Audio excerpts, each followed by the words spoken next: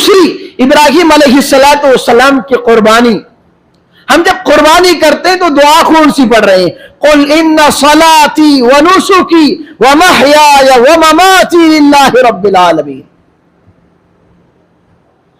ان صلاتی میری نماز، ونسکی میری قربانی، ومحیای ومماتی میری زندگی، میرا مرنا اور میرا جینا للہ رب العالمین، اس خالق اور مالک کے لیے ہے جو سارے جہانوں کا پالنہار ہے. یہ ہے حقیقی قربانی کی روح اور قربانی کا فلسفہ اور قربانی کا سبق جو ہمیں اور آپ کو پلے باندھنے کی ضرورت ہے.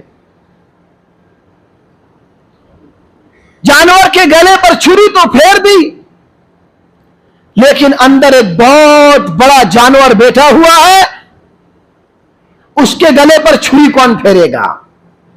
اپنی خواہشات کے گلے پر چھری چڑھائیے.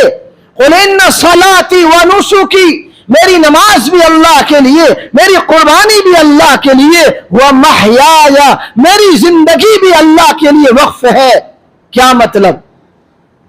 میری زندگی کا ایک ایک لمحہ، میری زندگی کی صبح اور شامیں، میری زندگی کا اٹھنا اور بیٹھنا، میری زندگی کی خلوت اور جلوت، میری زندگی کی شادی اور غمی، میری زندگی کا ہر کام نبی پاک صلی اللہ علیہ وسلم کی شریعت کے تابع ہوگا، اللہ کے حکم کے تابع ہوگا، اس کے خلاف میں قدم بھی نہیں اٹھاؤں گا. اپنی خواہشات کو شریعت کے تابع کرنا، اپنی خواہشات کو کچلنا، اس وقت تک ہمارا ایمان مکمل نہیں ہو سکتا. نبی کریم صلی اللہ علیہ وسلم کا ارشاد ہے لا یؤمن احدکم حتی یکون ہواؤ تبعا لما جئت بہ. اس وقت تک تمہارا ایمان مکمل نہیں ہو سکتا جب تک کہ تمہاری خواہشات، کیا فرمایا؟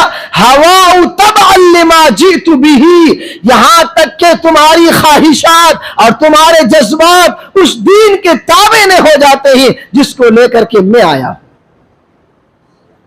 اب اس حدیث کے زاویے میں اور اس حدیث کے تناظر میں اور قرآن کریم کی اس آیت کے تناظر میں ان صلاتی ونسکی ومحیای ومماتی للہ رب العالمین، اس کے تناظر میں ہم اپنی زندگی کا جائزہ لیں.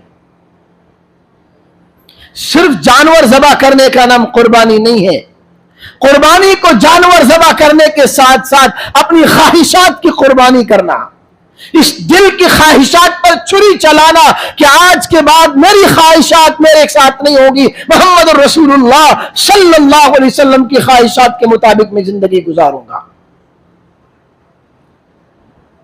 کتنے سالوں سے ہم قربانی کرتے آ رہے ہیں، جانوروں کو ذبح کر رہے ہیں، لیکن آج تک ہمارے نفس کا اور ہمارے اندر کا عالم وہی کا وہی ہے. اس کے اندر تبدیلی نہیں آ رہی ہے. اس کا مطلب یہ کہ قربانی کی حقیقی روح جو ہے اور قربانی کے حقیقی جو سبق ہے وہ ہم نے ابھی تک حاصل نہیں کیا ہے.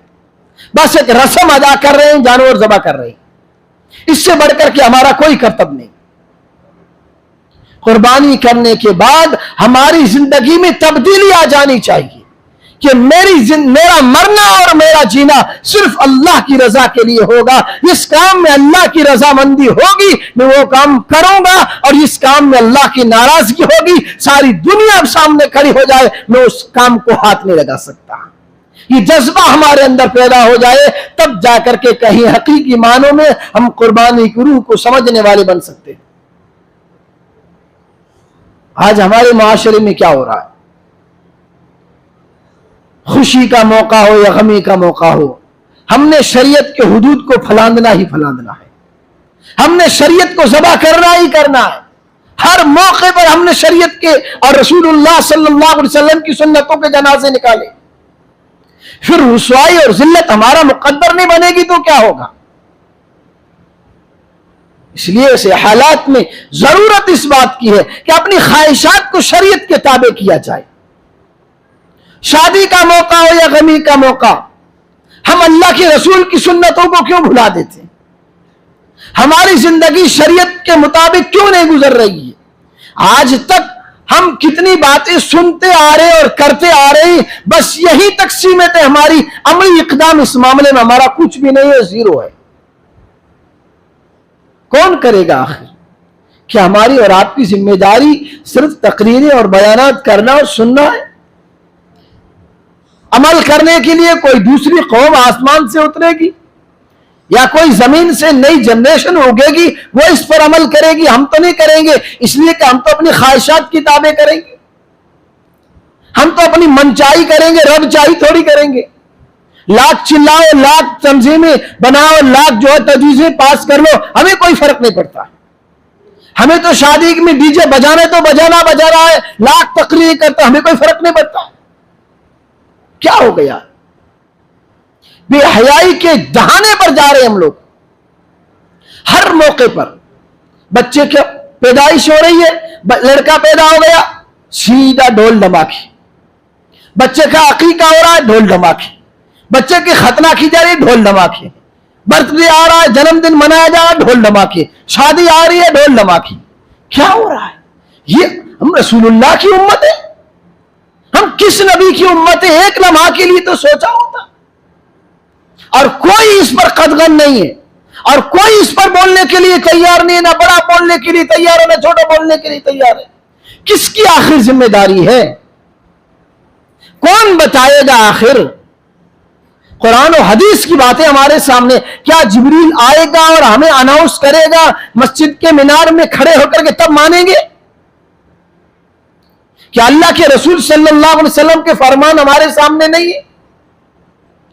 میرے بھائیوں اور بزرگوں، اپنے معاشرے کی اصلاح کرو، ورنہ اس جنریشن اور آنے والی نسلوں کی ایمان کا دیوالیہ نکل جائے گا۔ یہ بے ایمان دنیا سے چلے جائیں گے، ہمیں پتہ بھی نہیں چلے گا، غیر محسوس طریقے سے ہماری زندگیوں میں ایمان نکل جائے گا اور ہمیں احساس بھی نہیں ہوگا۔ زندگی بھر نمازیں پڑھنے والے اور مسلمان کہلانے والے آخر میں کفر کے ساتھ دنیا سے جا رہے ہوں گے۔ اس لیے ان باتوں کی فکر کرنی چاہیے۔ اللہ تعالی ہمیں عمل کی توفیق عطا فرمائے۔ وآخر الدعوان الحمدللہ۔